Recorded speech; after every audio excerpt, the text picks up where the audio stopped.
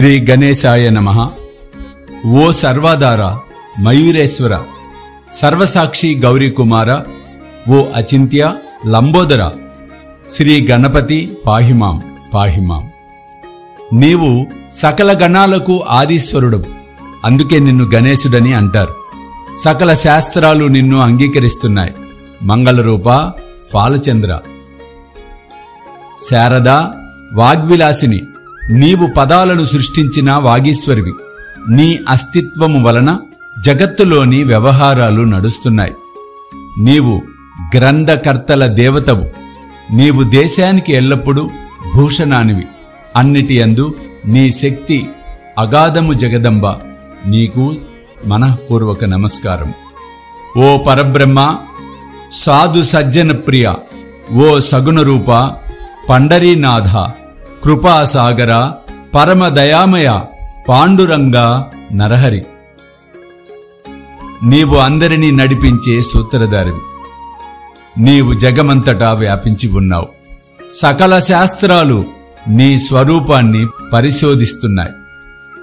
ఓ చక్రపాణి, నీవు పుస్తక జ్ఞానులకు అంతుపట్టవు. ఆ మూర్ఖులందరూ వాద వివాదాలు చేసేవారు. సాధువులు మాత్రమే నిన్ను తెలుసుకోగలరు. మిగిలిన వారు మౌనంగా ఉంటారు. నీకు సాదరంగా నా సాష్టాంగ నమస్కారం.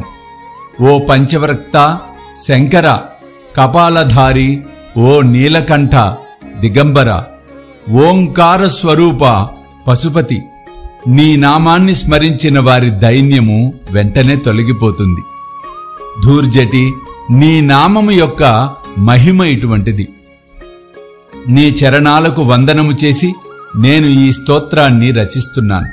నీలకంఠ, దీనిని సంపూర్ణంగా చేసేలా సహకరించండి. ఇప్పుడు అత్రిసుతునకు, ఆదినారాయణునకు, తుకారామునకు, అనేక సత్పురుషులకు మరియు భక్తులందరికీ నమస్కారం. జయ జయ సాయినాథ, పతితపావన, పరమదయాలు, మీ చరణములందు శిరస్సు ఉంచుతున్నాను. అభయాన్ని అనుగ్రహించండి. మీరు సుఖానికి నిలయమైన పరబ్రహ్మ పురుషోత్తముడైన విష్ణుమూర్తి మీరే. అర్ధనారీశ్వరుడు, మదనాంతకుడు కూడా మీరే. మానవ శరీరాన్ని ధరించిన పరమేశ్వరులు మీరు. జ్ఞానాకాశంలోని భాస్కరులు, దయాసాగరులు మీరు. భవరోగానికి సూచన మీరు. హీనులకు, దీనులకు చింతామణి, భక్తులకు పవిత్ర గంగాజలం మీరు. ప్రపంచంలో మునిగిపోయే వారిని తరింపచేసే నౌక, భయభీతులకు ఆశ్రయం మీరు. జగత్తుకు కారణం, దయాగన, నిర్మల చైతన్యమైన ఈ సృష్టి విలాసమంతా మీదే. మీరు జన్మరహితులు, మీకు మృత్యువు లేదు. బాగా పరిశోధిస్తే చివరకు ఇదే అవగతమవుతుంది. జనన మరణాలు రెండు అజ్ఞానం వలన కలుగుతాయి. మహారాజా, మీరు రెంటికి అలిప్తంగా ఉంటారు. నీరు ఒకచోట ఊటలా ప్రకటమైంది. అయితే అది అక్కడే పుట్టి పైకి వచ్చిందా? అది ఆది నుండి అక్కడ పూర్ణంగా నిండి ఉండి లోపలి నుండి వచ్చిందా? అంతే. ఒక లోతు గుంతలో నీరు ఊరితే దానిని బావి అని పిలుస్తాం. నీరు లేకపోతే అది ఒక గుంత మాత్రమే. నీరు గుంటలో ఊరటం లేదా ఎండటం ఇది నీటికి అసలు పట్టదు. నీటికి, నీటి గుంతకు అసలు ఏ విలువ ఇవ్వదు. అయినా నీరు నిండుగా ఉన్నప్పుడు గుంతకు మాత్రం గర్వం. అలా నీరు బాగా ఇంకిపోగానే దైన్యావస్థను పొందుతుంది. ఈ మానవ శరీరం నిజంగా గుంత వంటిది.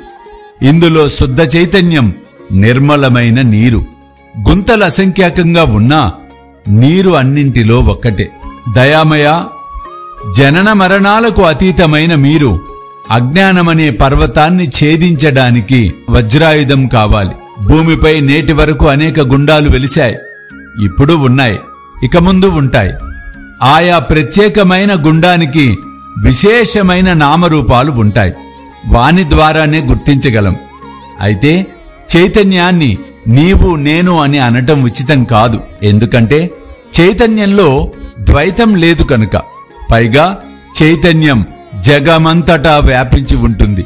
అటువంటప్పుడు నీవు నేను అను భావన అక్కడ ఎలా సంభవం? మేఘాలలోని నీరు అంతటా ఒకేలా ఉంటుంది. భూమిపై పడగానే ఆ నీటికి అనేక భేదాలు కలుగుతాయి. గోదావరిలో పడిన నీటిని గోదావరి అంటాం. బావిలో పడిన నీటికి నదీ జలానికి ఉన్న పవిత్రత లేదు. గోదావరి సత్పురుషుల వల్లే పవిత్రం. మీరు అందులోని నీరు, మేము అక్కడ ఉన్న వాపి కూప తటాకాలము. అదే మీకు మాకు భేదం. మీరు పవిత్రులు, మేము కృతార్థులవ్వటానికి చేతులు జోడించుకొని ఎల్లప్పుడూ మీ వద్దకు శరణాగతులై రావాలి. గోదావరి జలానికి పాత్రతను బట్టి పవిత్రత వచ్చింది. నీరు వేరే ఎక్కడైనా ఒకటే. గోదావరి జలాలు ప్రవహించే ఆ భూస్థలం పవిత్రమని అక్కడి భూమి యొక్క గుణాలు బట్టి ఇది నిర్ణయించబడింది. మేఘ గర్భంలోని నీటిని ఏ ప్రదేశంలో ఏ మార్పు చేయదో అదే భూభాగాన్ని గోదావరి అని శాస్త్రవేత్తలన్నారు. ఇతర ప్రదేశాలలో పడిన నీరు ఆయా ప్రదేశాల గుణాలను గ్రహిస్తుంది. మొదట్లో మధురంగా ఉన్న నీరు ఆయా ప్రదేశాలలోని ప్రభావం వలన అనారోగ్యంగా, ఉప్పుగా, వగరుగా మారుతుంది. గురువరా, మీ పట్ల కూడా అట్లే కామక్రోధాది అరిషడ్వికారాల మాలిన్యాలు లేని పవిత్ర శరీరానికి సత్పురుషులనే నామము శోభిస్తుంది. అందుచేత సత్పురుషులు గోదావరి అని నేనంటాను. సకల జీవులలో మీ యోగ్యతే శ్రేష్టమైనది. జగత్తు ఆరంభమైనప్పటి నుండి గోదావరి ఉంది. నీరు కూడా ఏ లోపం లేకుండా ఈనాటి వరకు పరిపూర్ణంగా ఉన్నది. శ్రీరాముడు గోదావరి తీరానికి వచ్చినప్పుడు నదిలో ఉన్న నీరు ఇప్పటిదాకా ఉంటుందా? నీరు ఉన్న స్థలం మాత్రం మిగిలింది. నీరు సాగరంలో కలిసిపోతుంది. అయినా నీరు ఉన్న స్థలము యొక్క పవిత్రత నేటి వరకు స్థిరంగా ఉంది. ప్రతి సంవత్సరము పాత నీరు పోయి క్రొత్త నీరు వస్తూనే ఉంటుంది. మీ పట్ల కూడా ఇదే న్యాయం. ఒక శతాబ్దంలోనిదే సంవత్సరం. ఆ శతాబ్దంలోని సత్పురుషులు నీటి ప్రవాహం వంటివారు. సాధువులు ఆ నీటిపైన అలల వంటివారు. ఈ పవిత్ర గోదావరి వద్దకు ప్రథమ శతాబ్దంలో సనత్ సనకనందనాదులు వచ్చారు. తరువాత నారద, తుంబుర, ధ్రువ, ప్రహ్లాద, బలి మొదలగు రాజులు, శబరి, అంగదుడు, హనుమంతుడు, విదురుడు, గోపికలు వచ్చారు. ఇలా ఈనాటి వరకు ప్రతి శతాబ్దంలోనూ పుష్కలంగా వచ్చారు. వారిని వర్ణించడానికి నేను అశక్తుణ్ణి. ప్రస్తుతం ఈ శతాబ్దంలో పవిత్ర గోదావరి సమీపాన సాయినాథులై మీరు వచ్చారు. అలా మీ దివ్య చరణాలకు నేను వందనం చేస్తాను. ప్రభూ, నా దుర్గుణాలను పరిగణలోనికి తీసుకోకుండా వేడుకుంటున్నాను. నేను హీనుణ్ణి, దీనుణ్ణి, అజ్ఞానుణ్ణి, పాతక శిఖామణిని, ఇలా సకల చెడు లక్షణాలు కలవాణ్ణి. అయినా దేవా, నన్ను ఉపేక్షించకండి. పరుసవేది ఇనుములోని దోషాలను పట్టించుకోదు. గోదావరి ఊరిలోని కాలవలను బహిష్కరించదు. బాబా, మీ కృపా కటాక్షాలతో నాలోని సకల కల్మషాలను త్వరగా తొలగించండి. ఇదే ఈ దాసుని విన్నపం. పరుసవేది సాంగత్యంలో ఇనుము బంగారం కాకపోతే ఆ లోపము పరుసవేదిది. మీరు పరుసవేది. నాలో పరివర్తన రాకపోతే ఈ లోపం మీపైన ఆపాదించకూడదు. ఆ అప్రతిష్ట మీకు రాకూడదు. కనుక నన్ను పాపిగా ఉంచకండి. పిల్లలు ఎల్లప్పుడూ తప్పులు చేస్తూ ఉంటారు, కాని తల్లి కోపించుకోదు. దీనిని దృష్టిలో ఉంచుకొని బాబా, నన్ను అనుగ్రహించండి. ఓ సద్గురు సాయినాథ, మీరే మా కల్పతరువు. భవసాగరాన్ని తరింపచేసే నౌక నిశ్చయంగా మీరే. మీరు కామధేనువు, చింతామణి. మీరు జ్ఞానాకాశంలోని భాస్కరులు, సద్గుణాల గని, స్వర్గానికి సోపానం. ఓ పరమపావన, పుణ్యమూర్తి, శాంతస్వరూప, ఆనందఘన, ఓ చిస్వరూప, పరిపూర్ణ, ఓ భేదరహిత, జ్ఞానసింధు, ఓ విజ్ఞానమూర్తి, పురుషోత్తమ, క్షమ శాంతులకు నిలయమా, ఓ భక్తజనుల విశ్రామధామమా, నన్ను అనుగ్రహించండి. మీరే మహాత్ములైన జాలందర్, మీరే నివృత్తినాథ్ జ్ఞానేశ్వరులు, కబీరు, షేక్ మహమ్మద్ ఏకనాథులు మీరే. మీరే బోధలా, సావతామాలి, సమర్థ రామదాసు మీరే. సాయినాథ మీరే తుకారాముడు, మీరే సకారాముడు, మీరే మాణిక్య ప్రభు. ఈ మీ అవతారాల లక్ష్యం అనూహ్యం. మీరు మీ జాతిని గూర్చి ఎవరికీ తెలియపరచలేదు. మీరు బ్రాహ్మణులని కొందరు, యవనులని కొందరంటారు. మీరు శ్రీకృష్ణుని వలె లీలలను ప్రదర్శించారు. శ్రీకృష్ణుని ప్రజలు పలు రకాలుగా అన్నారు.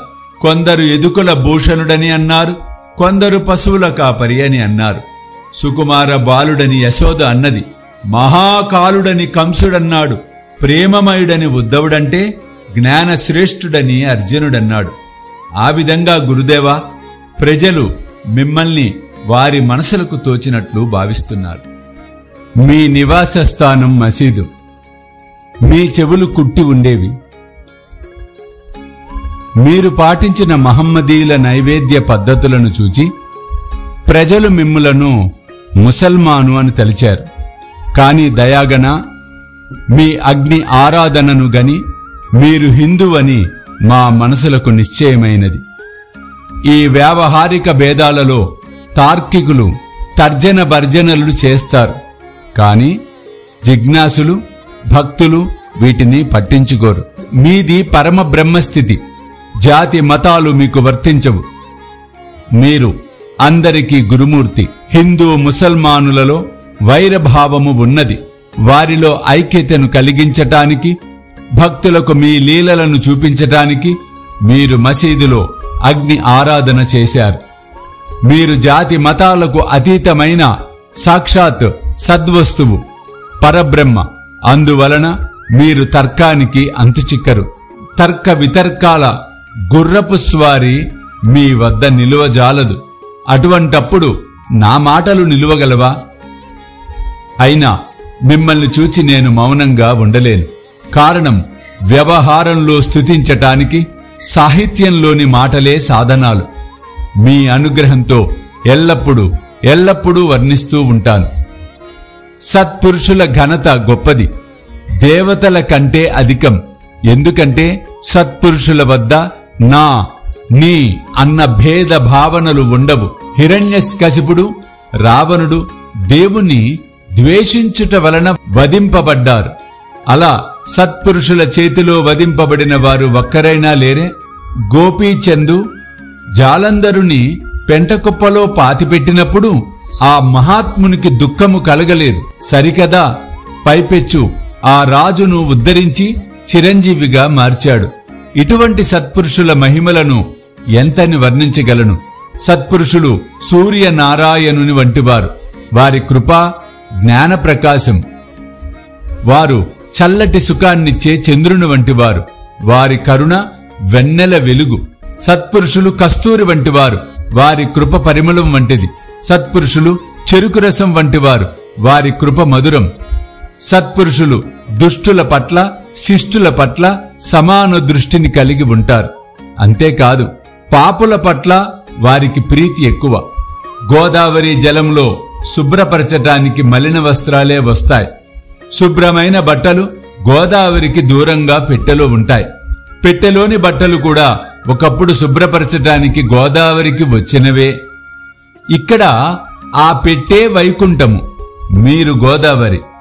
శ్రద్ధ స్నానఘట్టము, జీవాత్మలే వస్త్రాలు. వాటి మాలిన్యం షట్ వికారాలు. మీ పాద దర్శనమే గోదావరి స్నానం. మీరు సకల మాలిన్యాలను తొలగించి నిర్మలంగా చేయగల సమర్థులు. మేము ఈ ప్రపంచంలో మాటి మాటికి మలినమైపోతున్నాం. అందువలన సత్పురుషుల సందర్శనం అవసరం. గోదావరిలో నీరు పుష్కలంగా ఉండి ఆ నీటిని శుభ్రపరచటానికి తెచ్చిన మలిన వస్త్రాలు శుభ్రం కాకుండా అక్కడి స్నానఘట్టాలపై ఉండిపోతే అది గోదావరికి అప్రతిష్ట కదా. మీరు చల్లటి నీడనిచ్చే వృక్షము. మేము తాపత్రయాలనే తీవ్ర ఎండ బాధకు మాడిపోతున్న బాటసారులం. ఓ గురువర్య, కరుణామయ, మమ్ము ఈ తాపత్రయాల నుండి రక్షించండి. చల్లటి నీడ వంటి మీ కృప లోకోత్తరమైనది. నీడ కోసం ఒక వృక్షం క్రింద కూర్చున్నప్పుడు పైనుండి ఎండవేడి తగులుతుంటే ఆ వృక్షాన్ని నీడనిచ్చే చెట్టు అని ఎవరన్నా అంటారా? మీ కృప లేకుండా ఈ ప్రపంచంలో బాగుపడటం జరగదు. ధర్మ సంస్థాపన కొరకు అర్జునునికి శ్రీకృష్ణుడు శకునిగా లభించాడు. సుగ్రీవుని కృపతో విభీషణునికి శ్రీరామప్రభు లభించాడు. సత్పురుషుల వలననే భగవంతునికి ఘనత. వేదశాస్త్రాలు వర్ణించలేని నిరాకార నిర్గుణ పరబ్రహ్మను సగుణ సాకార రూపంలో భూమిపైకి అవతరింపచేసినది సత్పురుషులే. రుక్మిణీ వల్లభుడైన వైకుంఠపతియగు శ్రీకృష్ణుని దామాజీ మాలవానిగా చేశాడు. చోకోబా జగన్నాథునితో పశువుల శవాలను మోయించాడు. సత్పురుషుల మహిమలను ఎరిగి శ్రీహరి సక్కుబాయి ఇంట నీళ్లు మోశాడు. నిజంగా సత్పురుషులు సచ్చిదానంద పరమాత్మను శాసించగలరు. ఇంకా ఎక్కువగా చెప్పవలసిన అవసరం లేదు. ఓ సద్గురు సాయినాథ, సిరిడి గ్రామ నివాస, మీరే మా తల్లి తండ్రి. బాబా, మీ లీలలు నిజంగా ఎవరికి అంతుపట్టవు. అటువంటప్పుడు పామరున్నైన నా వాక్కు మీ లీలలను వర్ణించగలవా? జడుల వంటి జీవులను ఉద్ధరించటానికి మీరు సిరిడి వచ్చారు. ప్రమిదలలో నీరు పోసి దీపాలను వెలిగించారు. మూరెడు వెడల్పు గల చెక్క పలకను మంచంలా పైన చూరుకు వ్రేలాడగట్టి దానిపై శయనించి భక్తులకు మీ యోగశక్తిని తెలియజేశారు. మీరు అనేకులకు సంతానాన్ని అనుగ్రహించారు. విభూతిని ప్రసాదించి అనేక రోగాలను పోగొట్టారు. ఐహిక కష్టాలను తొలగించటం మీకు అశక్యం కాదు. గజరాజుకు చీమ బరువా? గురుదేవా, దీనులను కరుణించండి. మీ చరణాలకు శరణుజొచ్చిన నన్ను వెనుకకు నెట్టివేయకండి. మీరు మహారాజులకు మహారాజు, కుబేరులకు కుబేరులు, వైద్యులకే వైద్యులు. నిశ్చయంగా మీకంటే శ్రేష్ఠులెవరూ లేరు. ఇతర దేవతల పూజలకు విశేషమైన పూజా సామగ్రి, పూజా విధానం అవసరం. కాని మీ పూజకు జగత్తులో విశిష్టమైన వస్తువేదీ లేదు. సూర్యుని ఇంటిలో దీపావళి పండుగ వచ్చినట్లయితే ఏ ద్రవ్యాలతో ఈ పండుగను జరుపుకుంటారు? సాగరం యొక్క దప్పికను తీర్చటానికి ఈ భూమిపై నీరు లేదు. అగ్నిని రగల్చటానికి నిప్పు ఎక్కడి నుండి తేవాలి? గురుదేవా, శ్రీ సాయి సమర్థ, పూజ చేసే వస్తువులన్నీ ఆది నుండి మీ ఆత్మ యొక్క అంశాలు. ఈ మాటలన్నీ తత్వదృష్టితో ఊరికే చెప్పటమే గాని పరమాత్మ తత్వం ఇంకా పట్టుబడలేదు.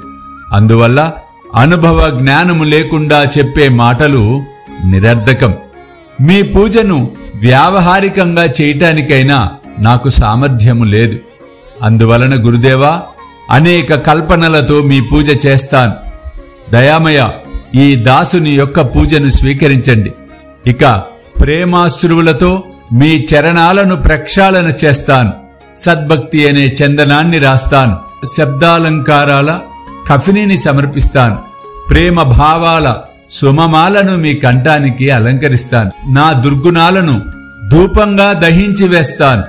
అవి చెడు ద్రవ్యాలే అయినా వాని నుండి చెడు వాసనలు రావటం లేదు. ధూప ద్రవ్యాలను సద్గురువు వద్ద కాక ఇతరత్ర ఎక్కడ కాల్చినా ఆ ధూపద్రవ్యాల నుండి వెలువడే వాసనలు అలాగే ఉంటాయి.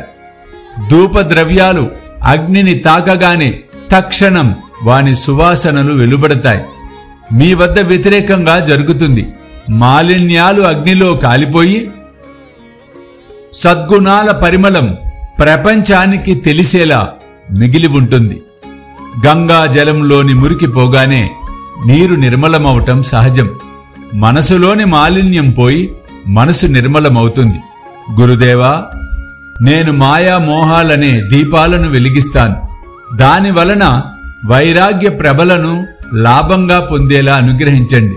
మీరు ఆసీనులవ్వటానికి శుద్ధమైన శ్రద్ధ అంటే సింహాసనాన్ని అర్పిస్తాను. విరాజమానులై భక్తి అనే నైవేద్యాన్ని స్వీకరించండి. ఆ భక్తి అనే నైవేద్యాన్ని మీరు స్వీకరించి భక్తి రసాన్ని నాకు ఇవ్వండి. ఎందుకంటే నేను మీ బిడ్డను. కనుక మీ బోధామృత రసాన్ని పానము చేసే అధికారము నాకు ఉన్నది. నా మనసును మీకు దక్షిణగా సమర్పించుకుంటున్నాను. దానివలన నాకు ఎటువంటి కర్తృత్వ భావము ఉండదు. ఇక ప్రార్థనాపూర్వక సాష్టాంగ దండ ప్రణామాలను చేస్తాను. స్వీకరించండి. పుణ్యశ్లోక సాయినాథ. ఓం శాంతి శాంతి శాంతి. సర్వం శ్రీ సాయినాథార్పణమస్తు.